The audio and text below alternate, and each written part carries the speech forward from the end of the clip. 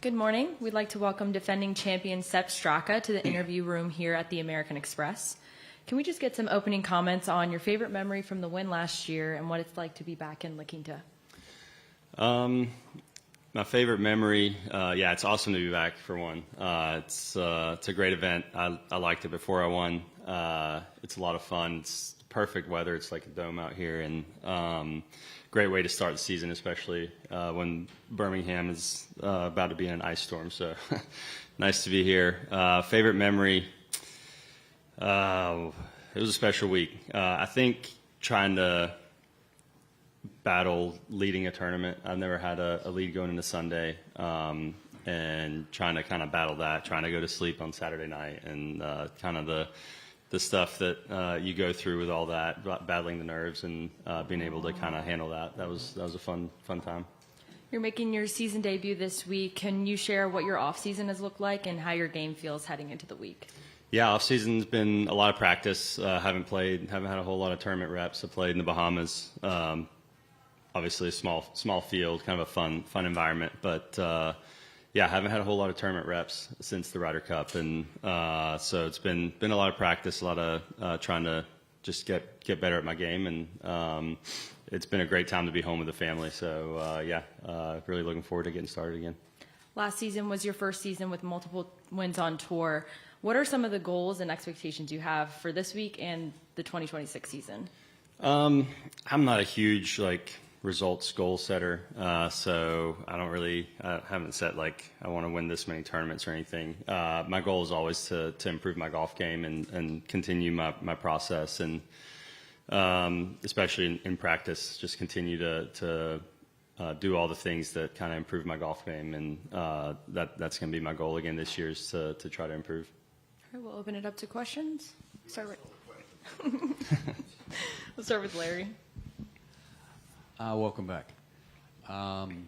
You say you didn't have the experience of leading in Sunday, and how did you manage to keep that lead and win that tournament if that was a new experience for you? I made a lot of putts, so that helped. But no, in golf, every time you're in the hunt, it's going to be a little bit of a different experience. You're chasing with one guy ahead of you is different than chasing with 3 or 4 guys ahead of you. Just so the whole outside experience is very different. I just kind of leaned on the fact that I wasn't going to feel very good out there, and just had to try to execute golf shots regardless of how I was feeling about them. So that's kind of what I leaned on going into the final round. 2 wins last year, Ryder Cup. Really good performance down at the Hero. Your best year, clearly. You said at the media day that you had made some changes in your putting, and that had kind of helped you last year. How do you get better now? I think just try to, last year in the off season, I had a lot of the putting was a glaring weakness. Putting and chipping were pretty far below the rest of my golf game. And so that was a pretty obvious one to tackle. This off season, there wasn't a very obvious thing to get better at. So really just try to keep running the same process and keep trying to improve marginally in every area. So no huge changes this year. We'll go over to Doug. What's your strongest memory from last year? Strongest memory? Trying to think. Probably, honestly, probably not a great way to think, but 16. All I could remember was it William Mao? And I was struggling with my bunker game last year this week. I avoided the bunkers nicely, so that was good. Hid that from my score. So I just remember on 16, I think I had a 4-shot lead, at least a 3-shot lead, and my only thought was just do not hit it in that bunker. So went ahead and blocked it right, and then laid up a chip and made my bogey and carried on. Yeah, so probably not the right way to think, but that was definitely my strongest. Negativity, Seth. Nothing better. One other thing, with 4 tour wins, do you feel like that's a lot or not enough from when you came out? Well, a lot more than I thought that I would have when I came out. I'd tell you that. But as you grow, as you get those, then all of a sudden you're thinking it's not enough. So it's never going to be enough no matter where you are.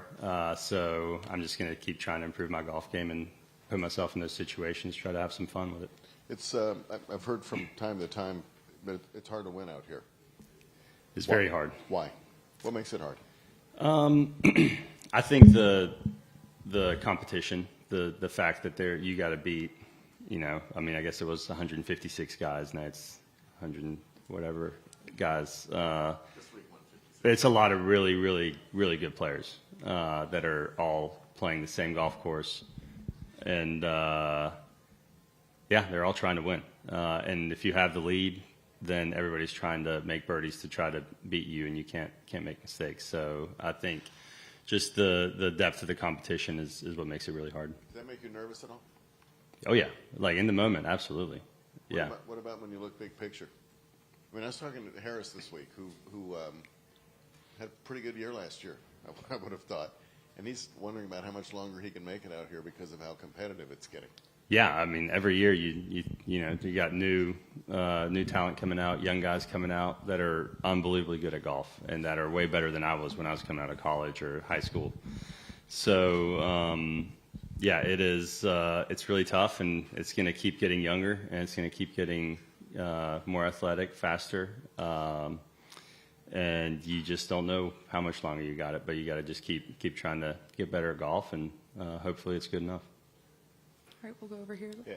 Hey, Sepp. Good morning. Hey. I'm Burke from the cable network, Kid Street. So we're doing a profile not just of the tournament, but also the local First Tee chapter. So we've been hanging out with the kids earlier this week. So for those kids or any other kids that are just starting their journey of golf, what advice do you have? That's awesome. We got some notes in our locker this week from some of those There's kids. going to be 20 out here doing markers all weekend. That's awesome. Yeah, I appreciate that. That's great. Some advice would be kind of to keep the big picture in mind. I would say, I know when I was a junior golfer, I would place way too much emphasis on the next tournament, just trying to be better at the next tournament, the next shot, the next hole, instead of kind of keeping a big picture of just trying to improve my golf game, trying to create a process to help me improve my golf game. I would say that's the best advice I would say in terms of golf that I could give. Well, that's good. And you mentioned earlier you're not specific goal oriented. That's not the first time I've heard that from some of your fellow golfers this week. Is that a common thought amongst you guys out on tour? Yeah, I'd say everybody's a little bit different. You've got guys that set specific goals of in specific tournaments. They want to play however well. That's never really worked for me because most of my goals I don't end up achieving. So my goals are more of daily. So daily, I want to make sure I do my putting drills. I want to make sure I do my drills on the range. I do my TrackMan combine. I go in the gym and do my swing drills, my technical drills. And hopefully those end up resulting in some good tournaments. I've never really been a huge. I guess I used to be a huge goal setter, and it didn't really work out for me, so I kind of changed it. Right on. Thanks. Yeah. Anyone else? All right, thank you. All right. All right. All right.